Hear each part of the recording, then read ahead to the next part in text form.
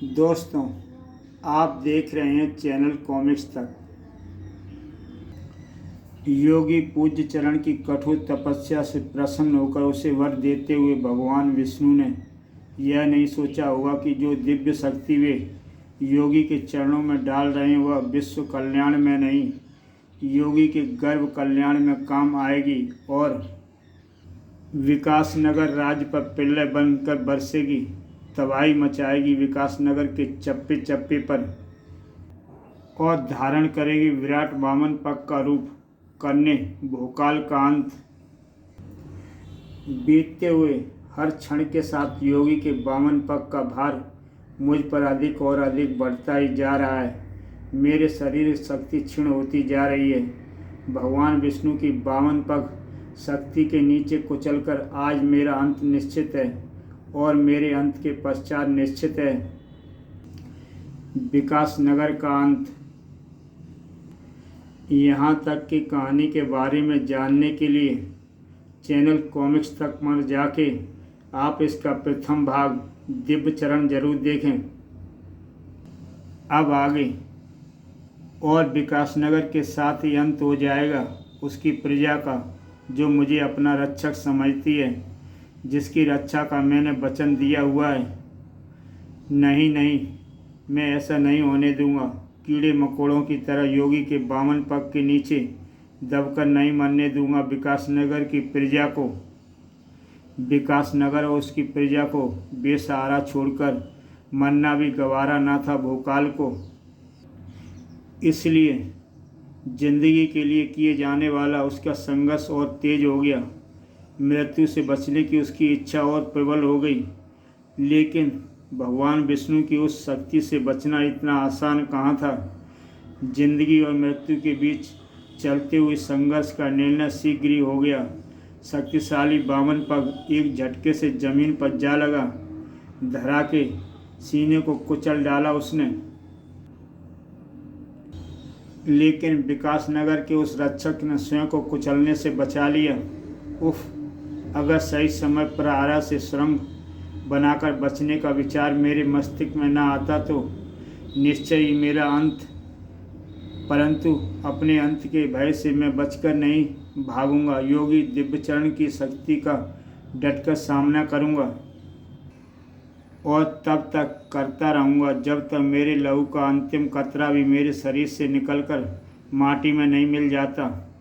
भोकाल की उस प्रतिक्रिया ने योगी दिव्यचरण का ध्यान उसकी तरफ खींचा। ओह, तो तू अभी तक जीवित है कीड़े? हाँ रिसीवर, और मेरे साथ ही जीवित है मेरे हृदय में आपके प्रति श्रद्धा और सम्मान। इसलिए मैं आपके साथ जो व्यवहार कर रहा हूँ उसके लिए आपसे क्षमा चाहता हूँ और प्रार्थना करता हूँ मुझे विवश मत कीजिए कि मैं आप पर प्रहार करूँ। ओह, हमारे चरणों को इन तुच्छ शिकंजों में फंसाकर तू यह समझ रहा है कि तूने हमें विवश करने के लिए हम पर प्रहार किया है। इनसे तो हम क्षण भर में मुक्त हो सकते हैं। शिकंजे से बचने के लिए योगी अपने चरणों को छोटा कर रहे हैं। यही तो मैं चाहता हूँ, क्योंकि फ़िलहाल इनसे छुटकारा पाने की मैंने जो योजना बनाई थी उसके लिए उनके चरणों को सामान्य होना अति आवश्यक है। इधर भोकाल ने अपनी ढाल संभाली, उधर योगी दिव्यचरण ने अपने चरणों को सामान्य करके उन्हें शिकंजों से छुड़ाया। अब देखने वाली थी भोकाल की तेजी। क्षमा करें रिसीवर, आपसे छुटकारा पाने की मैंने जो योजना बनाई है उसमें आपके शरीर को इन रस्सियों से बांधना अत्यंत आवश्यक है, क्योंकि बांधकर बेबस करने के पश्चात ही मैं आपके शरीर को अपनी उड़ने वाली ढाल पर डाल सकूँगा और फिर आपके सहित उस ढाल को वनों की तरफ उछाल सकूँगा। वहाँ पहुँचने के पश्चात मेरी ढाल आपके नीचे से स्वयं ही अदृश्य हो जाएगी और आप नीचे गिर जाएंगे। इससे आपको थोड़ी चोट तो अवश्य लगेगी, लेकिन इसके सिवा विकासनगर को आपके प्रकोप से बचाने का दूसरा कोई चारा नहीं है। दिव्यचरण की आंखों से ओझल हो जाने के बाद ही चैन की सांस ली भोकाल ने। उफ, एक ऋषि का क्रोध ऐसा विनाश मचा सकता है यह किसी ने स्वप्न में भी नहीं सोचा था। परंतु राज्य का भला करने आए महात्मा दिव्यचरण क्रोधित हुए क्यों? किसने अपमान किया उनका? कैसे उनके सम्मान पर ठेस लगी? मुझे इसकी छानबीन करनी होगी। भोकाल से ज़्यादा दूर नहीं थे दिव्यचरण के सम्मान को ठेस पहुंचाने वाले। अपने शक्ति और सूझबूझ से योगी दिव्यचरण को दूर वनों में भेजकर भोकाल ने हमारे षड्यंत्र को विफल कर दिया। श्रीमान शैतान श्री, ऐसा नहीं है रूपम। मैंने योगी दिव्यचरण की आंखों में प्रतिशोध की भीषण ज्वाला जलती देखी है। मुझे पूरा विश्वास है कि वह ज्वाला तब तक नहीं बुझेगी जब तक उनमें विकासनगर और भोकाल जलकर भस्म नहीं हो जाते। सत्यु गुप्तचर शैतान श्री का विश्वास कितना पक्का था। योगी दिव्यचरण के चेहरे पर नाचते क्रोध को देखकर इसका अनुमान आसानी से लगाया जा सकता था। हमें वन में पहुंचाकर भोकाल विकासनगर को हमारे प्रकोप से नहीं बचा सकता, क्योंकि हमारे दिव्यचरण से निकलकर बहुत से सूक्ष्म जीव विकासनगर की धरा पर ही रह गए। शीघ्र ही वे प्रलय तांडव मचाएंगे। अगर उनसे भी बात नहीं बनी तो हमारे दिव्यचरण के ये केस प्रलय मचाने के उस कार्य को अंजाम देंगे।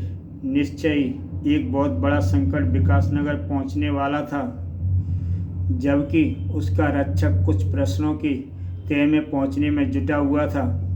धन और जागीर की लालच ने तुझे इतना अंधा बना दिया। तूने योगी दिव्यचरण के चरणों में कांच बिछाकर समस्त विकासनगर और उनके निवासियों को काल की गर्त में पहुंचाने का शैतानी कार्य कर डाला। बता, तूने ये सब किसके कहने पर किया? शत्रुराज शैतानगढ़ के गुप्तचर प्रमुख शैतान श्री के कहने पर। ओह, योगी दिव्यचरण की आड़ में शत्रु गुप्तचर भी राज्य में प्रवेश कर गए और उन्होंने तुम्हें देश राष्ट्रद्रोही करने के लिए तैयार भी कर लिया। मुझे क्षमा कर दो महाबली। राष्ट्रद्रोही क्षमा का नहीं, मृत्यु का हकदार होता है। दुष्ट सैनिकों, बंदी बना लो इसे। सैनिकों ने तुरंत ही प्रबंध मंत्री के सहायक को बंदी बना लिया। ठीक तभी हड़बड़ाया हुआ वहाँ पहुँचा वह सैनिक। महाबली, गजब हो गया महाबली। क्या हुआ? सैनिक ने बताया तो सन्न रह गया भोकाल। बिना कोई क्षण गवाए वह दौड़ पड़ा उधर जिधर खेली जा रही थी एक विनाश लीला उन भयानक जीवों के द्वारा। ओह, कहाँ से आ गए ये भयानक जीव? पता नहीं, परंतु इतना पता है कि कुछ ही क्षण पहले ये जीव अत्यंत सूक्ष्म थे। देखते ही देखते इन्होंने विशाल रूप धारण कर लिया और फिर जो भी कटीला वृक्ष इनके हाथ लगा उसे ये उखाड़ उखाड़ कर लोगों पर फेंकने लगे। बचिए महाबली। ओह, उस भारी और कटीले वृक्ष से भोकाल तो बच गया, लेकिन कुछ को उसने अपने चपेट में ले ही लिया। बचाओ महाबली। भोकाल की आंखों के सामने विकासनगर वासियों पर संकट के बादल मंडरा रहे थे। स्वाभाविक था भोकाल की आंखों में क्रोध उफरना। ये भयानक जीव किस जगह से आए हैं ये तो पता नहीं, परंतु जो विनाश लीला ये मचा रहे हैं उसकी करके ये सभी एक ही जगह से आएंगे और वो जगह है मृत्युलोक। भोकाल ने वह वार करके न सिर्फ उनका ध्यान अपनी तरफ खींचा बल्कि स्वयं को उनका लक्ष्य भी बना दिया। लेकिन जिस लक्ष्य को फूचांग, हिमराज, वृक्ष, जीत और महारावण जैसी शक्तियां न भेद पाएं, उसे भला ये भयंकर जीव कैसे भेद पाते? आश्चर्य है, ये भयंकर जीव मात्र कटीले एवं व्यर्थ वृक्षों को ही उखाड़ रहे हैं। फल, छाया और औषधि देने वाले वृक्षों को इन्होंने छुआ भी नहीं। इन जीवों की सारी गतिविधियां रहस्यमय अवश्य हैं, परंतु फिर भी राज्य की वन संपदा के साथ साथ ये जीव प्रजा के लिए भी हानिकारक हो सकते हैं। इसलिए इन्हें जितनी जल्दी समाप्त कर दिया जाए उतना ही अच्छा है।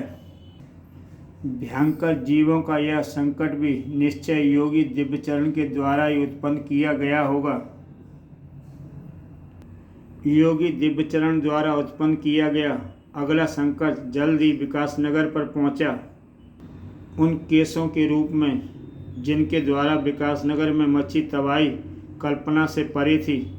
अरे, सारा जलकुंडल केसों से भरा नजर आ रहा है। कुएं में पानी का तो नामो निशान भी नहीं है। सारा कुआं केसों से भरा हुआ है। अरे, मैंने तो हंडियों में दाल पकाई थी, फिर ये केस कहाँ से आ गई? मैं तो लुट गया, बर्बाद हो गया। मेरे भंडार में भरा सारा अन्न और चावल केसों में बदल गए। भैया, मैंने तो सेब, जलेबी और लड्डू मांगे थे, केस नहीं। कुएं में, तालाबों में, घरों में, रास्ते में, जहाँ देखो केस ही केस नजर आ रहे हैं महारानी। और अब तो उन्हें घातक रूप धर लिया है। जो भी उन्हें काटने का प्रयास करता है, केस उतने ही जकड़ लेते हैं और भयंकर पीड़ा देना आरंभ कर देते हैं। राज्य में आई इस आकस्मिक विपत्ति से हम अनभिज्ञ नहीं है महामंत्री, परंतु हमें आशा है कि शीघ्र इसका कोई न कोई हल निकल आएगा, क्योंकि उस विपत्ति से निपटने स्वयं गए हैं सेनापति प्रवीण सिंह और महाबली भोकाल। ओह, इन केसों ने तो मुझे भी जकड़ लिया। भोकाल तुरंत ही सेनापति की तरफ लपका। चिंता मत करना सेनापति, मैं अभी इन केसों को काटकर तुम्हें इनसे मुक्ति दिलाता हूँ। ओह, मैं जितनी तेज़ी से इन केसों को काटकर सेनापति से अलग कर रहा हूँ, उससे कहीं अधिक तेज़ी से उसे फिर जकड़ते जा रहे हैं। उफ, निश्चय इन केसों का संबंध योगी दिव्यचरण से है, जो इन केसों के रूप में विकासनगर में एक ऐसी भयंकर समस्या छोड़ गए हैं जिनका हल किसी को भी समझ में नहीं आ रहा। केसों की एक मोटी लट ने भोकाल को जकड़ा और देखते ही देखते उसके शरीर से लिपटने आ पहुंची सैकड़ों लटें। उफ, अगर ये केस मुझे भी जकड़ने में सफल हो गए तो विकासनगर को इनके प्रकोप से बचाना मुश्किल होगा। उफ, लगता है ये केस मेरे प्राण लेकर ही रहेंगे। केसों को ऐसा करने से थोड़ा समय लगेगा, इसलिए इनकी सहायता करने हम आ पहुँचे हैं। तुम कौन? शैतानगढ़ का गुप्तचर शैतान श्री अपनी तैयारी के बल पर बिना युद्ध लड़े कई राज्यों को पराजित कर चुका हूँ। आज विकासनगर का नाम भी उन राज्यों में जुड़ जाएगा, क्योंकि मेरी तैयारी की बदौलत ही इस समय संपूर्ण राज्य को योगी दिव्यचरण के प्रकोप ने घेर रखा है। मैंने ही तुम्हारे राज्य के सहायक प्रबंध मंत्री को विलुप्त धन संपत्ति का लोभ देकर फूलों के स्वागत पथ के नीचे नुकीले कांच बिछवाए, जिससे योगी के दिव्यचरण घातक घायल हुए और राज्य पर उनका क्रोध बरस पड़ा। इसी वजह से मृत्यु तेरे सिर पर यूं मंडरा रही है। ओह, शैतान श्री के साथ इसी के साथ उसने तलवार भोकाल के सीने पर चलाई। खच! उसके साथियों ने भी भोकाल पर आक्रमण करना शुरू कर दिया। भाग्य की कैसी विडंबना है, भोकाल की विकासनगर का मावली काल के द्वार पर खड़ा है और कोई भी उसकी सहायता नहीं कर सकता। भोकाल अभी इतना कमज़ोर नहीं हुआ कि तुम जैसे दुष्टों के लिए उसे किसी सहायता की आवश्यकता पड़े। वह तो अपनी सहायता खुद कर सकता है। इसी के साथ भोकाल चिल्ला उठा, भोकाल, और वह चमत्कारी नाम बोलकर भोकाल ने अपने को बचाया और अपने दुश्मनों को भी पछाड़ा। भोकाल के शरीर में जब तक एक क्षणिक सांस भी बाकी है, तब तक वह विकासनगर के लिए लड़ता रहता है। ये बात मेरे सभी शत्रु जानते हैं।